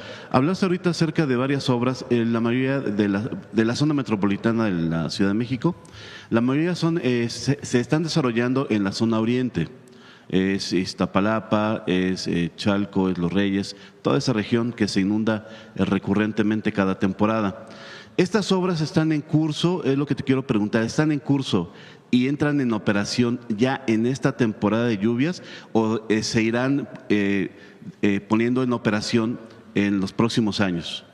Todas estas obras están en curso, tienen como objetivo entrar en operación el 15 de mayo como fecha límite, que es la época en la que oficialmente inicia la temporada de lluvias. Hoy las lluvias se adelantaron un poco. Mañana. Sí, okay. Mañana. Prácticamente todas, ya incluso en el caso del colector de Teotongo, el colector Teotongo, ¿verdad, Felipe? Ya tenemos algunas imágenes, no las traigo por ahí a la mano, pero ya incluso el colector está operando. Ya ayudó mucho en las lluvias anteriores. Esta parte de la infraestructura que pusimos en condiciones óptimas que implican un beneficio para toda la zona metropolitana, no solo para la zona oriente, entraron en operación también en las lluvias de los pasados días 44 equipos que respondieron de una manera óptima y nos permitieron desalojar muy rápido el agua que generó encharcamientos en varias zonas de la ciudad. Hay algunas obras, sobre todo, por ejemplo, la segunda etapa del colector de Chalco, que lo vamos a terminar algunos días después. Esto lo que nos va a permitir es retirar los auxilios de bombeo que tiene, pero el colector está en términos óptimos funcionando. Entonces se van a ir concluyendo una vez que pase la temporada. Son únicamente 2 o 3, la mayoría van a estar listas ya en operación a partir de mañana. Con lo que comentas, entonces, este año podríamos tener menos encharcamientos e inundaciones que los que hemos tenido en los últimos años aquí en la zona metropolitana. Sí, en la parte oriente, y eso es muy importante señalarlo. Y además también es muy importante decir que se reduce el tiempo el riesgo de inundación. El fenómeno, como saben, los fenómenos climatológicos son muy difíciles de predecir, sobre todo en qué zonas van a impactar. Y en la mayoría de estas obras, que son las grandes obras, requieren de obras complementarias, que son las redes que se encuentran, por ejemplo, ya a nivel de calle, de cuadra, o algunos equipos de bombeo que atienden a alguna colonia en particular. Esto se va a atender en el marco de un programa integral. Con esto a lo que nos hemos referido mucho, que es el FAIS. Estamos trabajando en equipo con municipios y con el Estado y la ciudad. Estos 44 equipos que comentas, ¿son los que dirigen el agua hacia el túnel emisor oriente y el emisor central? ¿Eso sería lo que impediría las inundaciones en la mayor parte de la ciudad? Toda el agua que está funcionando, toda el agua que se genera en la ciudad tiene distintas fuentes de salida. En este caso particular de la zona oriente, toda la infraestructura que nosotros planteamos tiene como finalidad, primero, desalojar el agua más con una capacidad mayor, con esos colectores que estamos generando, hacia dos espacios. Uno es la laguna reguladora del Salado, donde se amplió su capacidad, y la otra, que es la más importante, es la laguna Churubusco, que es la parte final que nos va a servir como vaso regulador. Después vamos a realizar otras obras año con año que nos permitan ir ampliando esta capacidad, pero en términos generales es eso.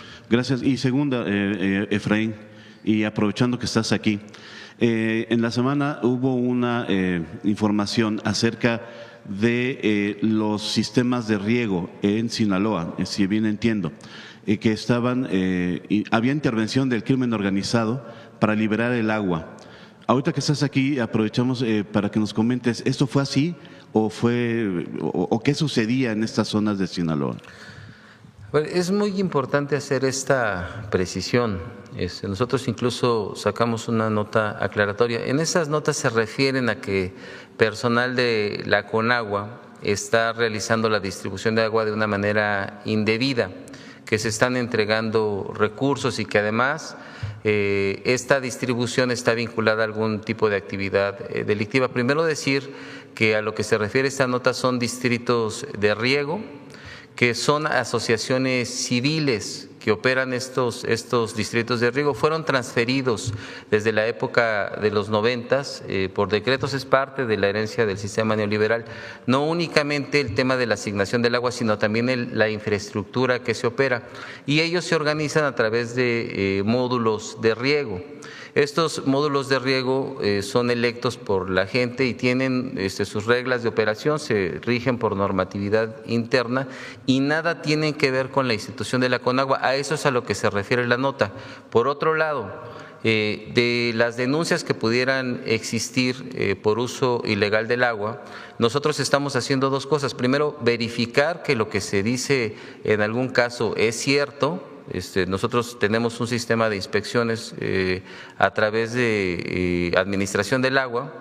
Y lo segundo es, cuando nosotros detectamos una irregularidad, actuamos administrativamente, que es suspendemos estos servicios por incurrir en alguna irregularidad. Y la segunda es, damos vista a la autoridad. En este caso se presentan las denuncias penales, como lo mencionaba la presidenta hace un momento, pues es el caso, por ejemplo, de Chihuahua, en donde un gobernador se apoderó de una manera ilegal del agua que le pertenecía a los sobre todo a productores, los despoja de esta agua, construye una presa sin permiso, se apropia además con más represos y ahí saben el tema de la impunidad. ¿Qué hacemos nosotros? Levantamos primero, ejecutamos la acción administrativa y se lleva a cabo el derribo y la demolición de esa presa después de un procedimiento legal. Y segundo, se presentan las denuncias penales correspondientes, que eso ya corresponde a las fiscalías, presentarla y determinar, actuar, ver qué es lo que ocurre, ¿no? ¿Y en Sinaloa se presentaron denuncias también? En Sinaloa estamos, a través de este tema noticioso, estamos investigando qué es a lo que se refieren. Y en caso de que nosotros encontremos que esto que se dice en la nota es cierto, pues se van a presentar las denuncias correspondientes. Ya se iniciaron los procedimientos por parte de la Conagua de verificación. Muchas gracias. Y gracias, presidenta. Gracias. Una más, yo creo, ¿no? Ya son 9:13. Ya. A ver, aquí la compañera. Ya cerramos. Gracias, presidenta. Bertalicia Galindo, Alcanzando el Conocimiento. Bueno, pues ayer no tuve oportunidad de preguntarle, pero bueno, pues estuvimos aquí en el… bueno, pero primero del tema, ¿le puedo preguntar? Sí, bueno, primero de la Conagua, quería preguntar un poquito más en el mismo sentido de la última pregunta. ¿Cómo van esos acuerdos, por ejemplo, con los municipios de que, bueno, no querían cooperar con el agua, era un desastre y apenas están cooperando, ¿no? Ya con la ley y todo. ¿Cómo va esa parte? Porque muchos municipios pues no hacían obras de infraestructura. Más que no hacían obras de infraestructura, a veces no tienen los municipios el suficiente recurso para poder operar o ampliar las obras de infraestructura. En algunos sí hay y hacen otras cosas. Entonces ahora hicimos dos acciones. La primera, hay un recurso que se llama Fondo, ¿el FAIS qué es? Fondo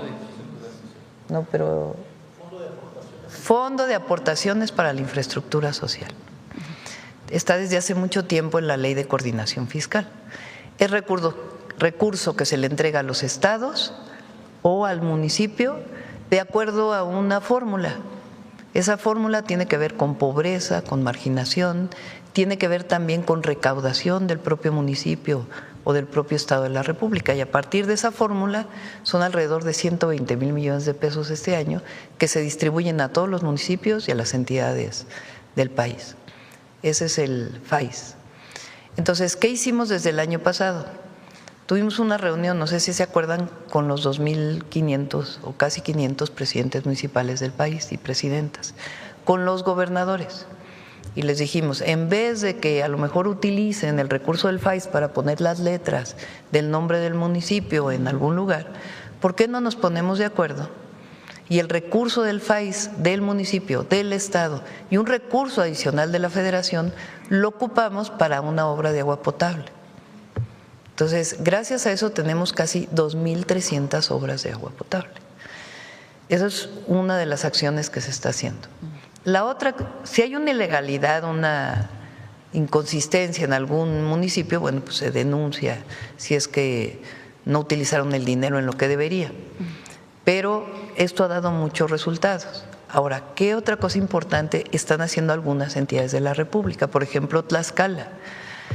Tlaxcala es un estado que no se endeuda por Constitución y hacen un uso muy eficiente de los recursos, particularmente la gobernadora Lorena.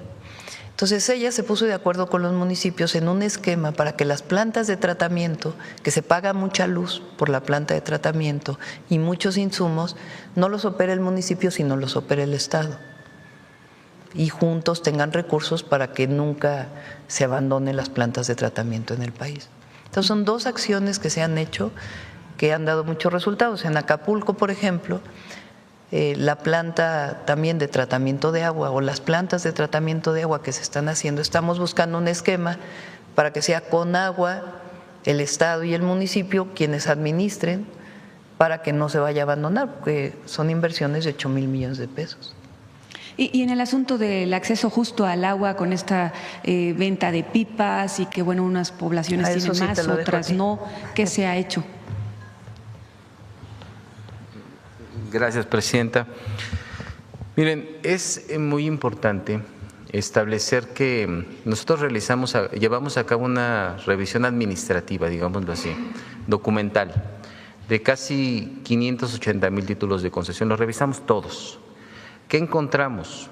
Encontramos datos incompletos, encontramos con este esquema que comentó hace un momento la presidenta que muchos de los títulos que estaban dados originalmente para uso agrícola y por los cuales no se paga, estaban siendo utilizados en realidad para atender pues industrias, algunos desarrollos inmobiliarios, campos de golf, campos de polo, como se pudo observar en ese mismo espacio, y lo que estamos haciendo es llevar a cabo verificaciones de campo en esos casos que nosotros detectamos. ¿Qué es lo que ocurre cuando detectamos que alguien está vendiendo pipas? Pues se lleva a cabo de inmediato la clausura, se llevan a cabo los procedimientos administrativos para cerrarlos de manera definitiva y además estamos presentando denuncias penales. En los casos en donde ya hay denuncias previas, incluso hasta se lleva a cabo la incautación de los equipos. Estamos demoliendo. Y otra parte muy importante, también no todo es punitivo. Lo que nosotros estamos buscando es que aquellos que, por ejemplo, están pagando menos agua de la que realmente están utilizando, pues primero pongan su medidor, se regularicen con el tema de sus pagos y se ajusten al volumen que realmente están utilizando. Y un elemento muy importante de la ley en este esquema de ordenamiento, incluso fue un ejemplo muy reciente en Sonora, es parte de esa agua que nosotros estamos recuperando producto de estas inspecciones y de este uso indebido, pues lo que estamos haciendo es entregársela a quien realmente la necesita, tanto a comunidades como a agricultores, a sociedades de riego, que pues tuvieron negado el acceso al agua durante muchísimo tiempo. Una de las principales acciones por la que se modifica la ley pues es precisamente generar justicia en el uso del agua, que ésta se distribuya de una manera más equitativa y sobre todo garantizar el derecho humano de las personas, que es la instrucción principal que nos dio la presidenta y es lo que estamos haciendo con esta actividad. Gracias. Presidenta, bueno, ayer no tuve oportunidad de preguntarle sobre el auto eléctrico línea y bueno, pues ayer en el espacio de Alcanzando el Conocimiento tuvimos la oportunidad de hablar con Roberto Capuano y pues él muy interesante nos explicó todo, pero bueno, que la pregunta sería, ¿se están aplicando los desarrollos de los proyectos? Sí, aquí está. Si se están aplicando en el desarrollo de los proyectos prioritarios este tipo de estrategias como el design thinking que explicó ayer Roberto, que primero hicieron consultas de qué eran las necesidades de la gente y todo eso, si eso se está aplicando a los proyectos prioritarios. En algunos casos sí, en otros casos no, depende del tipo de proyecto. Por ejemplo, uno de los proyectos estratégicos es conocer lo que ocurre en el Pacífico. El Golfo está más medido que el Pacífico, principalmente por instituciones de Estados Unidos en términos meteorológicos, y hay mucho más imágenes. Entonces ahora Secretaría de Marina con distintas instituciones de investigación del país están colocando boyas especializadas para poder tener información meteorológica de corrientes marinas y otros temas que ayudan a prevenir ciclones o afectaciones naturales en las poblaciones y conocer científicamente más de lo que está ocurriendo. En ese caso, pues no se requiere hacer un reconocimiento con la gente. Hay otro proyecto, por ejemplo, que son las estufas de leña que estamos haciendo en Michoacán para las zonas rurales. Por muchos años se ha trabajado, de hecho, desde mi tesis de licenciatura, y sigue ocurriendo que mucha gente no necesariamente sustituye toda la leña por el gas. Aunque tenga acceso al gas, sigue quedándose con la leña, principalmente para las tortillas, por ejemplo, porque saben mejor si es que se tiene acceso a leña. Entonces, lo que estamos haciendo es estufas de leña en las comunidades. Esto tiene que ver con un trabajo de investigación que hizo un grupo de investigación de la UNAM en Morelia, que lleva muchos años trabajando, consultando a las comunidades y haciendo estudios científicos sobre las estufas de leña. Ese es otro proyecto grande. Otro proyecto grande son aviones no tripulados, drones, que está haciendo la Secretaría de Marina, junto con instituciones de investigación. Entonces, son drones fabricados por la Secretaría de Marina, que tienen ingenio de ingenieras e ingenieros mexicanos. Y entonces se van a fabricar drones para ciertos usos en México. Ahí también pues hay que platicar con los agricultores de qué tipo de drones tiene que hacerse u otros casos. Estamos haciendo, si se acuerdan, el satélite mexicano. Bueno, ahí el Instituto Politécnico Nacional, junto con la Agencia de Transformación Digital, tienen una asociación con, no puedo decir todavía el nombre de la empresa, pero de otro país, para poder colaborar y poder poner en órbita un satélite y además el desarrollo de satélites para imágenes de México con ingenio mexicano. Entonces son distintos proyectos, son alrededor de 20 proyectos estratégicos. El de semiconductores, que estamos haciendo con Puebla. Entonces, hay muchos proyectos que en algunos casos tienen que ver con las necesidades de la gente de manera directa y otros que más bien son desarrollos científicos o tecnológicos que son necesarios para el país. ¿Y cómo va lo de la norma oficial mexicana para los autos eléctricos? Va bien, lo está haciendo la Secretaría de Economía y está Roberto involucrado para poder tenerla lo más pronto posible. Y Semarnat también. Presidenta, también ayer en el programa tuvimos la oportunidad de conversar con 3 científicas de la Red Prociencia, una agrupación que seguramente usted conoce, y hace unos días publicaron un comunicado muy amplio de todas las necesidades que viven las científicas y científicos en ciencia básica de todo el país y están teniendo muchos problemas. Ya hay un viejo problema ya de hace tiempo que les detienen en la aduana, por ejemplo, reactivos, que les detienen en la aduana, virus, muchas cosas les detienen porque piensan que son para narcolaboratorios o cosas de estas.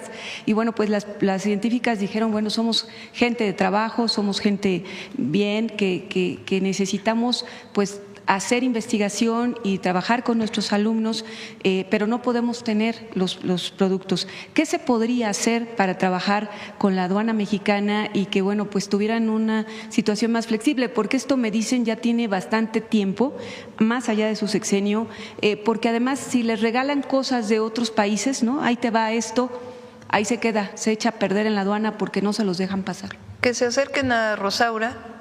Probablemente ya se acercó Rosaura Ruiz a ellas, para poder trabajar con aduanas, para generar un esquema que permita la agilización de la entrada de estos insumos.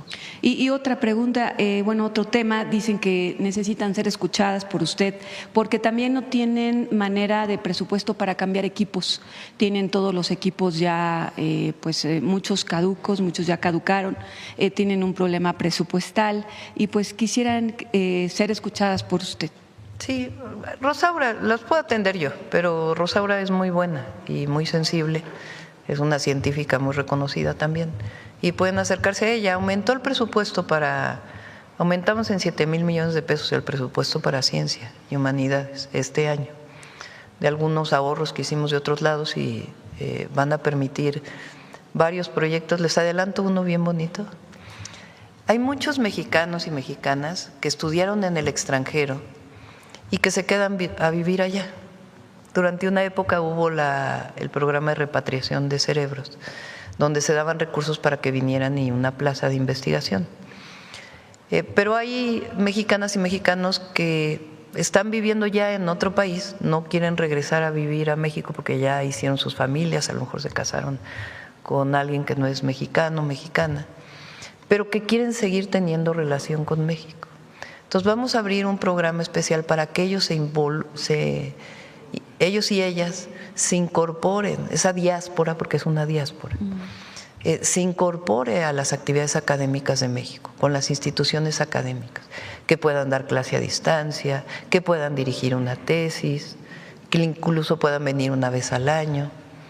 Entonces vamos a abrir ese programa, ya se los adelanté, muy pronto, porque queremos que todas esas mexicanas y mexicanos que están en el mundo entero, porque están en todos lados, que sigan teniendo contacto con México y que las instituciones académicas y los estudiantes jóvenes pues se beneficien de ese vínculo con mexicanas y mexicanos.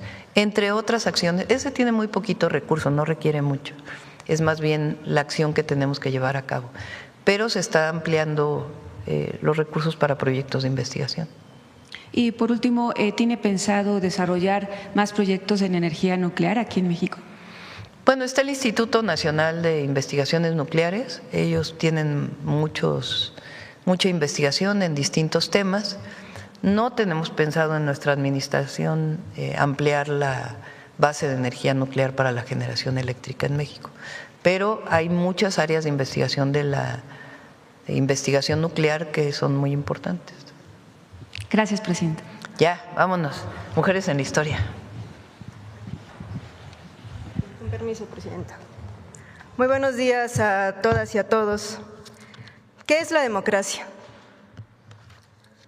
Podemos ligar a la palabra libertad, pero puede ser una palabra vacía si no va acompañada de justicia social. La democracia, nos decía Consuelo Uranga en 1965, no es una gracia, esta se conquista. La democracia es llevar a hombres y mujeres a puestos de elección capaces de servir a su pueblo y no para enriquecerse a costa del hambre de ese mismo pueblo. No es cosa irrealizable, es luchar cada día y cada hora contra el conformismo, contra la resignación, darle al pueblo y con él a la mujer mexicana fe en sí mismo, en su fuerza, que puede hacer cambiar el curso de la historia.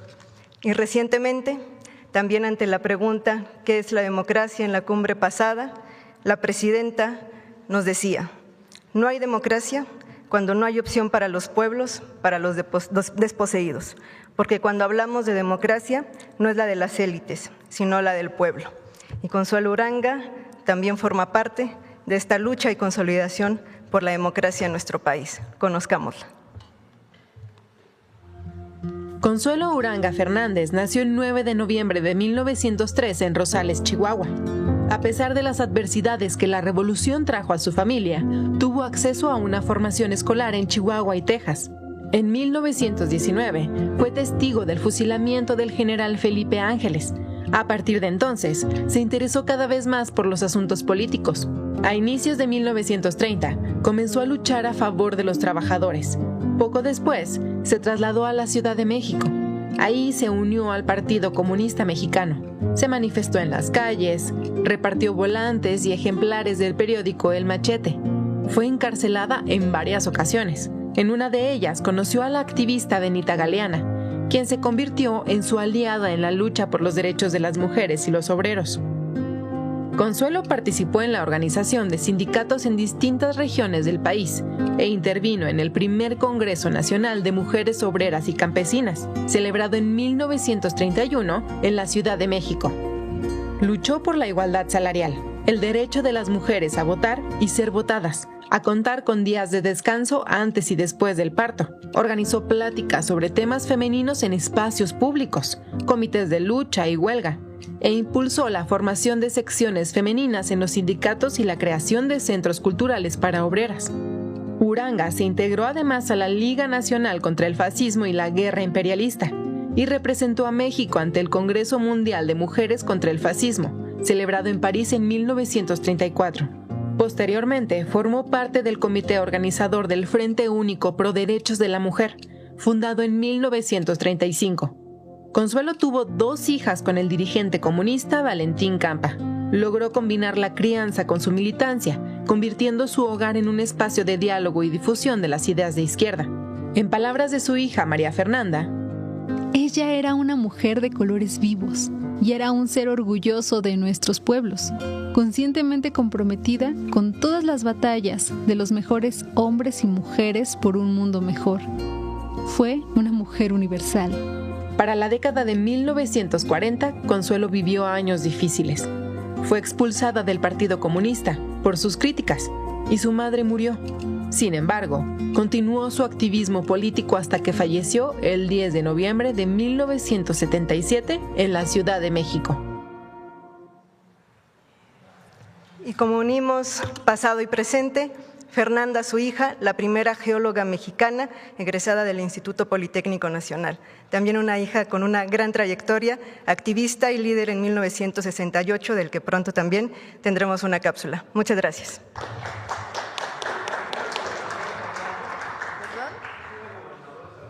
Sí, vamos a hacer una evaluación del IMSS Bienestar. Del IMSS Bienestar. Los que están en el IMSS Bienestar. Sí.